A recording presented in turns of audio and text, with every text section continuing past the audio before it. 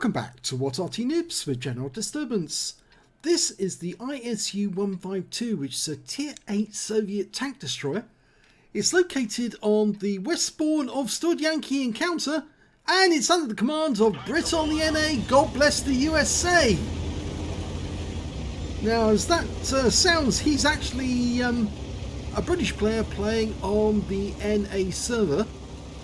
And there is a different playstyle on different servers actually. I find, in fact, actually, I enjoy games more on the NA server, funnily enough, than I do on the EU. But the EU players tend to be a little, well, different in their playstyle. They're a bit more gentlemanly, you might say, in some times. Okay, Brits, as we'll call him, has found a good position at the end of the railway line, but from this position he can't really see the enemy, and he's had to move up alongside this Canonian Jagdpanzer to actually get a sight of the enemy, and he's finally seen an M103 lining up shot on the cupola. No damage. Now he's actually using the 152mm gun. There's two guns which are 152mm on this tank destroyer. The first one, which is the stock gun, has actually got a reload time of about 16.4 seconds. But the top gun, which is much better, has a reload time of 16.87, and that's standard. That's the standard reload time, so obviously you can improve that if you've got a rammer, a BIA crew, and you can see on this particular gun, he's got a reload time of 13.98.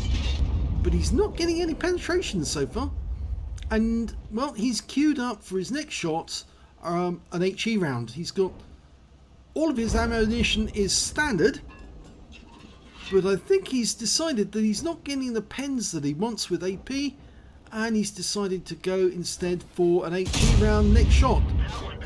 Yeah, he's bouncing off these targets. The VK101P, you really need to hit in specific places to get penetrations. Okay, he's ready to go. Fires his next round. It flies right over the top of the VK, and so it just explodes uselessly behind him. Now you might think, oh well, this is a bit disappointing. He's loading his next HE round, and yet again, no damage. It does get better. It does get better. He's not going to have one of those games where he just keeps blasting away and gets absolutely nothing. He's decided to move a bit closer, which of course is actually now sitting right in front of the Canonian, who probably isn't too happy about this, but then I suppose he can use the big ISU-152. That was Klaus! As armor. And Klaus speaks up because, yes, he's on this particular client. Yep, he finally managed to get a penetration into the VK for 718 hit points. He's reloading his next round. Now I can tell you that from the actual stats for the actual shell, that he's got 750 alpha. That means he's got the top gun on this vehicle, not the stock. There's only two, as I said, 152mm guns on this vehicle, so he must have the top gun because the standard one only has an alpha of 700. But the standard gun only has a penetration. That was fucking close! Yes, Klaus. He can be a bit much at times. Only 135mm penetration with the armor piercing on the stock gun, but on the top gun he can go through 260mm. So when an enemy tank sees that you've got the top gun, they obviously want to target you because they know that you are deadly to just about every tank in their team. And there goes the Canonian. Obviously he's going up to the woods to kill the Centurion and the Pershing up there. So the ISU-152, it was built from the hulls of IS tanks, just as the SU-152 was built from the hulls of KV-1Ss. But unfortunately they didn't use much armour for the actual protection of the vehicle. He's trying to get a shot where it will actually do some damage, potentially trying to get the cupola. We didn't even scratch them. Just didn't damage him on that occasion. Yes, there's virtually no armour on this tank destroyer. It is an ambush or a long-range sniping tank destroyer. And with the top gun, it actually can be very, very good as a sniper.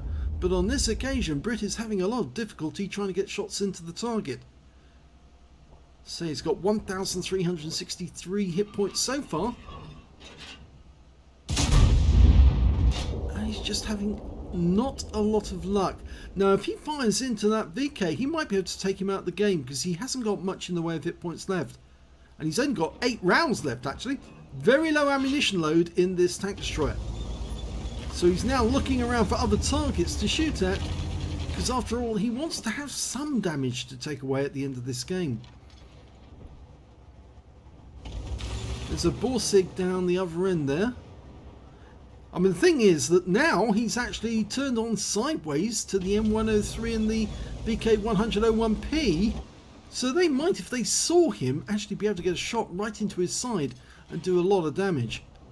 The armour is not particularly thick on the sides, it's only 90mm, 60 at the rear, and this tank destroyer can be penetrated fairly easily, so you don't want to get in a brawl with an enemy tank destroyer, or an enemy tank for that matter, because you probably will come off worse, especially if there's Arty in the game.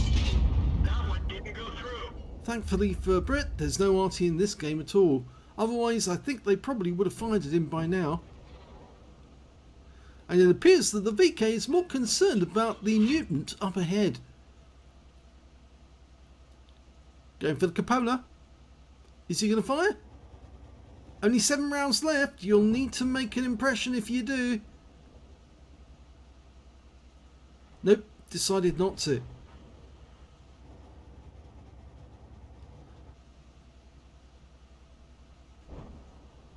They are capping at the moment, funnily enough. The enemy hasn't made an attempt to try and go in and block the cap or get a reset. We've only got one tank in there. It's the 50TP. He's in the cap at this moment. The cap being in the middle of that factory area. They probably will try to get a reset at some point. It does take twice as long to cap on an encounter game than it does on standard. So I think it's likely that he will... That was close. Oh, he got him! That's wrong. Wait. That was close. He did get the kill this time. The VK is gone. So he's got his first kill of the game. Tries That another was shot. close. Oh, this time he got him. A low roll for 730, but the shell went through the cupola of the M103, right through the top of the turret.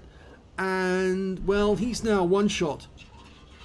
If he had an HE round, I think right now he could probably take that M103 out with just a tank that hits the surface of the tank of the target, not actually even penetrating. That was close. But he gets the pen, and he gets his second kill of the game, and he's now up to 2,359 hit points. But the enemy is now capping because they took out our teammate in the FV4202, and now they've got an enemy in the cap area, but he's been replaced by one of ours. The mutant went in. Now this video features 2 replays with the ISU-152, so you can get a better idea of how this thing handles. It's got a big meaty gun. That's the gun you've got to watch out for. If you see an ISU-152 with that gun, watch out, because that is a very, very tough nut to crack in terms of the amount of damage it can do to you. I think really the only thing that was defeating Brit was the fact that he was firing at long range and the gun was strolling him.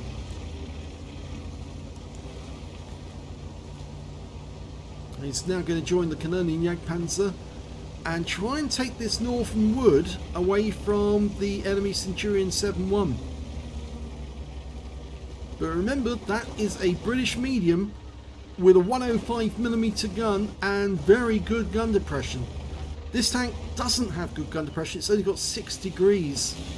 Only 6 degrees. Oh, enemy Scorpion. Oh, we got him! Close. One shot! And the Centurion's been spotted. He's a little further away. He's in the wood over there, but there's a pushing nearby, and he has been spotted now. He's going for a blind shot on the Centurion, I think. Well, he fires the round in, but unfortunately the Centurion put a 105mm round into him, and he's lost 218 hit points from that one, but the Pershing pops up whilst he's in reload, and there's nothing he can do about it. The Centurion got another round in. I think he's going to try and take out the Pershing with one shot. That was close. And he gets him. No, that's wrong. That's his fourth kill. Wait. That was close. Klaus is enjoying this one, I think. We're going after the Centurion. He's a one shot. Just needs to get the shell clean into him. And this will be it. He's over. It's the last enemy tank. Close. And he kills him. The last enemy tank. He takes him out with a shot right into the middle of him. And that is the end of the game. Last shell in his magazine. Last kill of the game. Let's have a look at the second replay and then we'll go to the end of battle results. Well, this battle has already started by the time we load in. And the player in this case is Big MK50. Big MK50. Okay, right, well, game's underway and we're off. Now, which gun is he using? Okay, he's using the Top Gun. Again, the 152mm Top Gun, capable of 750 alpha with the standard AP. Oh, and what's going on here? He's being bullied by this Object 263. I think it's maybe because the 263 wanted that spot for himself, but the 263's decided to go elsewhere.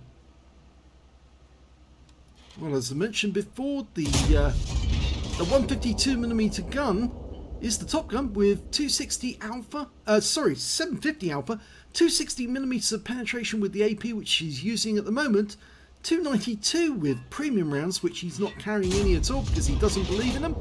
And he's also got some HE rounds which will only go through 86mm, but they do a lot more of damage, 950 alpha if they penetrate.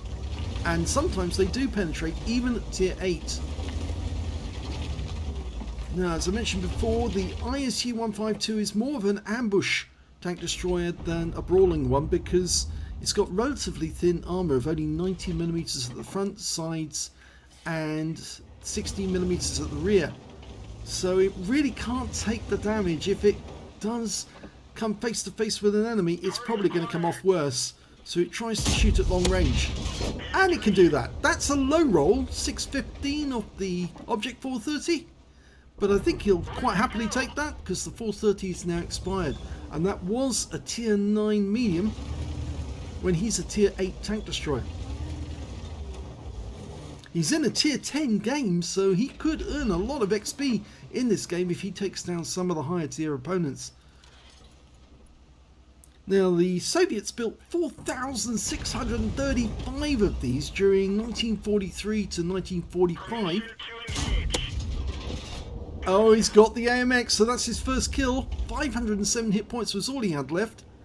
In fact, our team seems to be taking over that area just north of the enemy cap area. I think that ISU-152 GFT is also heading in that direction. There is an enemy Jagdtiger in sight, but we lose him because he's outside view range. So if Big MK is going to get shots on that guy, he needs to get closer. He's firing blind down, using the mini-map to work out where he needs to aim. You can do that sometimes. I've done it. On certain maps it's fairly easy to do because you know exactly where the enemy tank's going to be if you can see the terrain. But he's now been attracted by another target, a Jagdpanzer E100, a Jägeru, who's up on top of that north of the lake. He tracks him. Unfortunately, he fixed his tracks, and now his tracks have been damaged again, but he's waiting for the reload, which at this moment is 15 seconds. If he can get one through the side, and no, he can't. And the Jaeger is gone, so he missed an opportunity there to get that kill, but it wasn't his fault that he missed it. It was just unfortunate that Jaegeru managed to fix his tracks within time to get back into cover. Now, the ISU-152 was basically a replacement for the SU-152. Originally that was being built with KV-1S, whilst this tank destroyer was being built from the IS hull. They stopped producing the KV-1S during the war, and really they started ramping up the manufacturing of IS hulls, and therefore the ISU-152 was the replacement Target acquired. using the available hulls at the time. Okay, you see two targets here now. They're both tier 8. GSOR 1008, which is the recent loot box tank destroyer. The British turreted tank destroyer. Up there you can see, oh, an SU-130PM. And yes, he gets him. 737, but he was spotted. And then he'll have to move, because otherwise he will be the target next. Now there is Arty in this game. There's only one on the enemy team. It's an M40, M43. But he can do a lot of damage to big MK if he gets spotted and targeted. I think most of those enemy hit tanks are further up the hill, and the Arty's probably going to be fairly close to him right now. He has been spotted. Puts a round into the T10 for 894 with an auto aim. Ouch. Yes, the T10 wasn't impressed and fired one back. And the 704's been spotted, and they are very dangerous. That is a tier 9 Soviet tank destroyer. He fired in this direction, but he missed. The 704's pulled back over the ridgeline, but he is taking fire, so he might not be a threat for much longer. There's only 4 enemy tanks left, but unfortunately one of them is the GSOR, and he's just fired into the side of us. The GSOR has been taken out by the WC-1201 GFT, so he's moving forward, and he's either going to meet the OHO, or the Object 704, or the Arty, because that's all that's left on the enemy team. There's the OHO, the auto aim's on, it's got the rock for cover. Don't pull too far forward, otherwise the 704 will see you. There's the M40, M43. Okay, quick kill. And he's gone before he gets a chance to shoot. Will he get another shot on target? He pulls up over this ridgeline, which the 704 was using for cover, and there he is! But he doesn't get a chance to shoot before the enemy is taken out, and he fires his last shell in anger that he didn't get more damage. But it is a victory. So let's have a look at the end of battle stats for both battles. And here's the end of battle results for the first game. And if you remember, that was Brit on NA, God bless USA, and he was in the ISU-152. He managed to get an ace tanker. Not the first time he's had one, it's just another one. But he did get a fighter badge for getting at least 4 kills. He ended up with 5, just one short of getting a Top Gun. A duelist for taking down 2 tanks to damage him, a 5 for effect for doing more damage than the hit points of his own vehicle, and a bruiser medal for getting at least 5 critical hits. He got 5 exactly, but best of all, with that last round of ammunition, he took out the last enemy tank, the Centurion 7-1, and he earned himself a Faden's medal. Now, these are fairly rare. You don't get them all that often because you have to expend all your ammo to get one. And it's that last shell that counts. If you can kill the enemy with the last shell, then great. In fact, a lot of people who end up with Fadens do it deliberately by wasting all their ammunition into the ground so that they can then take out the last enemy, who probably is an AFK, with their last shot. Doesn't happen always, but quite a lot of the time. And if you get an Fadens medal with an Arty, that's even rarer still, because yes, it is fairly difficult to take out the last enemy with the last shot. Win 8 of the battle was 5,173, which is Super Unicum level, and it was a very good game. I mean, he was actually getting much more success up in that wood than he was elsewhere. That nice shot on the Scorpion G, that quick ram over the edge, took a shot from the Pershing to do it, but he took the Pershing out and then went after the Centurion to win the game. If we look at the team score, we can see that he didn't end up with the highest damage in the game. The Centurion did, with 4,531 hit points of damage. He managed to get the second highest damage in the game with 3,553. And the third highest was the Samur SM, who got 3,230. When it came to kills, he definitely did get the top with that one. 5 kills, 1/3 of the enemy team. 3 kills for the Samur and 3 kills for the Scorpion on the enemy team. And when it came to base XP, he got the top on that one as well. 1,200 base for Brit, and 1,038 went to the Samur SM, and 973 went to that Canonian Jagdpanzer, who was next to him for quite a bit of the game. He only got 2 kills, but he did have a decent game out of it. Let's have a look at the detail report. 20 shots fired, all 20 rounds. You only get 20 rounds in this vehicle, and so you have to make the best use of them and don't waste them if you can help it. Unfortunately, a lot of the early shots by Brit didn't hit the target. As you can see here, only 12 direct hits, 8 penetrations. The shots that did hit did tend to actually do something, or either they bounced off or they did actually do some damage. 1 splash damage as well with one of the HE rounds that he fired. 3,553 hit points of damage overall, with 2,780 being at more than 300 meters. So you can see a lot of the damage he did a long range along the railway track. That was most of the damage, and the stuff that he did later on in the wood, that was at fairly close range. The ones on the Pershing and the Centurion. I suppose the shot on the Scorpion was probably a long range shot actually. 5 hits received from the enemy. 4 of them penetrated, 1 non-penetration, and he blocked damage of 240 hit points in total. He damaged 6 of the enemy, killed 5 of them as well. On a premium count, he earned 43,578 credits, but even though he had a fairly good game, he's actually lost because he had the consumables, and that's what cost him in this game. He was using premium consumables, and after repair, ammunition, resupply and consumables, he actually made a loss of 18,598 credits. So he didn't fire any premium ammo whatsoever, remember. He doesn't believe in premium ammo, so this is what you get with a standard ammo loadout.